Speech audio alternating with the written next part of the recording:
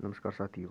World happiness report जारी हो चुकी है और इसमें भारत को 125वें पायदान पर रखा गया है।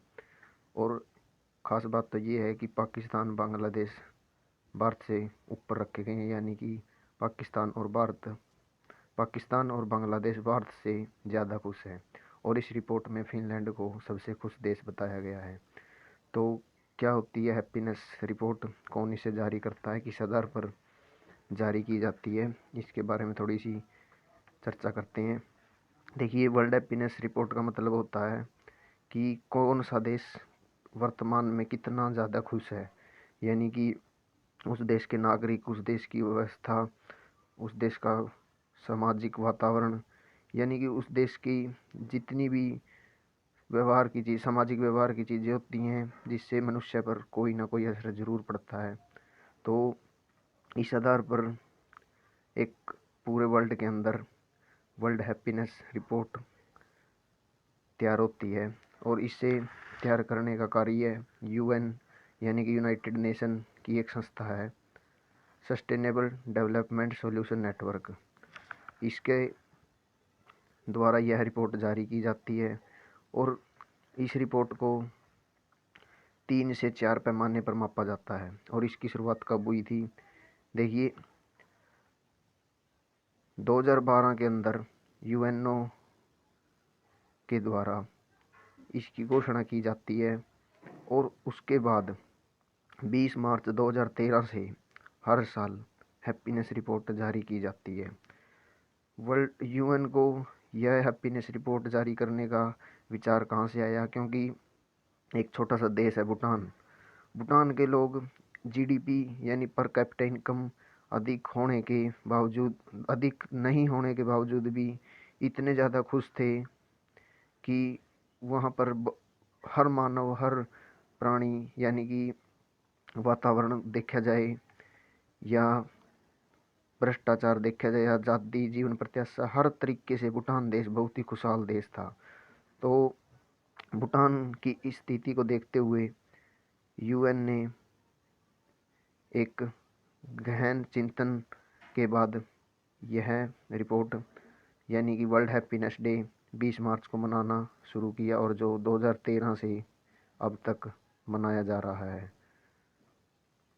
और इसको किस आधार पर जारी किया जाता है? देखिए, इसको जीडीपी कैपिटा इनकम, यानी कि किसी भी देश की जो जीडीपी होती है, यानी कुल अर्थव्यवस्था में जितना पैसा होता है, तो उस कैपिटा इनकम, यानी कि मान लीजिए किसी देश के पास 1000 रुपये हैं टोटल और उसकी जनसंख्या है 100, तो जब इसको काटा जाता है यानी पर व्यक्ति 10 रुपये इनकम आ जाती है। और इसी प्रकार किसी देश की इनकम यानी 1000 है और उसके अंदर व्यक्ति हैं केवल 20, तो इससे काटा जाता है यानी कि पर व्यक्ति इनकम 50 आ जाती है। एक पैमाना तो होता है पर कैपिटा इनकम, दूसरा होता है सोशल स्पोर्ट्स, यानी कि सोशल स्पोर्ट्स एक दूसरे का व्यवहार, एक दूसरे की मदद, लोग अपने आस पड़ोस या समाज के अंदर किस तरीके का व्यवहार करते हैं। और जीवन प्रत्याशा, यानी व्यक्ति की जीवन जीने की जो इच्छा है वो कितना खुश है, कितना नहीं, कि उस देश के नागरिकों को कितनी आज़ादी है कोई भी कार्य करने की या खुले वातावरण में रहने की, और भ्रष्टाचार उस देश के अंदर कितना है। ये 3 से 4 पैमानों के ऊपर ये रिपोर्ट तैयार की जाती है। लेकिन इस रिपोर्ट की सबसे बड़ी कमी ये है कि इसके अंदर पर कैपिटा इनकम सबसे बड़ा रोल प्ले करती है, क्योंकि जो देश लगातार 6 साल से फर्स्ट रैंक पर आ रहा है फिनलैंड, उसका फर्स्ट रैंक पर आने का कारण यह भी हो सकता है कि जीडीपी जो होती है उस देश की, उसको जब उनकी जनसंख्या से विभाजित किया जाता है तो उनकी जीडीपी पर कैपिटा इनकम बहुत ज़्यादा आती है। और भारत का इतने पीछे जाने का कारण पर कैपिटा इनकम भी हो सकती है। सबसे बड़ा कारण यही है, क्योंकि अगर भारत की पर कैपिटा इनकम निकाली जाए तो पूरी अर्थव्यवस्था को जब जनसंख्या से भाग दिया जाता है तो पर कैपिटा इनकम थोड़ी आती है, क्योंकि भारत की जनसंख्या सबसे ज़्यादा है।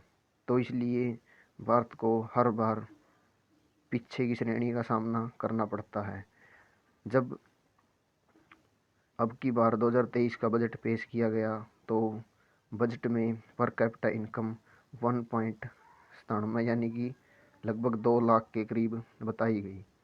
देखिए 2 लाख किसी भी 2 लाख पर इनकम प्रति व्यक्ति आए हर किसी की नहीं हो सकती, और ये पैमाना सही तरीके से नहीं है, क्योंकि जो बड़े बड़े उद्योगपति हैं या जिसके बड़े बड़े बिजनेस हैं उनकी भी प्रति व्यक्ति आय 1.97 एवरेज में आती है, और जो व्यक्ति दिन के 200-250 रुपये दिहाड़ी मजदूरी कर कर अपना गुजारा करता है उसके लिए लगभग 2 लाख रुपए कमाना संभव नहीं है।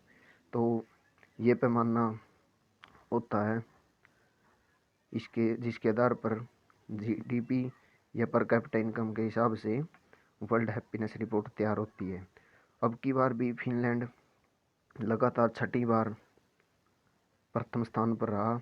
अब की बार कुल 137 देश इस रिपोर्ट में शामिल किए गए। 137 देशों में से भारत की रैंक 125 आई है।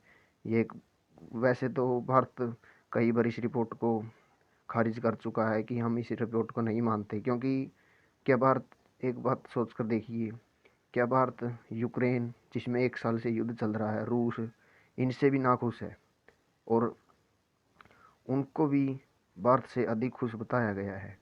यानी कि रूस को लगभग 92 और यूक्रेन को लगभग 74 रैंक मिली है। क्या रूस और यूक्रेन भारत से भी ज़्यादा खुश हैं? और पाकिस्तान, जहाँ पर महंगाई लगभग 31% तक बढ़ चुकी है। अगर भारत में देखा जाए तो महंगाई 5.5 से 6% तक ही है, और पाकिस्तान के अंदर महंगाई 31% तक बढ़ चुकी है, और फिर भी पाकिस्तान को इस श्रेणी में 108वां स्थान मिला है, और चाइना को 64वां, नेपाल को 68वां। यानी कि जो भारत के पड़ोसी देश हैं, पाकिस्तान हो, श्रीलंका हो, बांग्लादेश हो, म्यांमार हो, चीन हो, नेपाल हो, इन सबको भारत से ज़्यादा खुश बताया गया है। और श्रीलंका जो कि अभी अभी एक बहुत बड़ी आर्थिक मंदी से गुजर रहा था, उसको भारत के द्वारा ही संभाला गया, भारत के द्वारा ही बचाया गया, और वहाँ के लोगों को भी भारत से ज़्यादा खुश बताया जा रहा है इस रिपोर्ट के अंदर। तो इस रिपोर्ट को भारत कई बार खारिज कर चुका है कि हम इस रिपोर्ट को सही नहीं मानते। लेकिन जो ये सस्टेनेबल डेवलपमेंट सॉल्यूशन नेटवर्क है, ये 137 देशों का अध्ययन कर ही इस रिपोर्ट को तैयार करता है। और जो छोटे देश हैं या जहाँ की जनसंख्या कम है तो उनकी पर कैपिटा इनकम ज़्यादा आ जाती है, और सबसे ज़्यादा रोल इसमें पर कैपिटा इनकम का ही रहता है। तो ये होती है वर्ल्ड हैप्पीनेस रिपोर्ट। आशा करते हैं आपको जानकारी पसंद आई होगी। अगर पसंद आई है तो वीडियो को लाइक करके चैनल को सब्सक्राइब कर लें अगर चैनल पर नए हैं, और बेल आइकन का बटन दबा लें ताकि आने वाली वीडियो आपके पास पहुंच सके। धन्यवाद।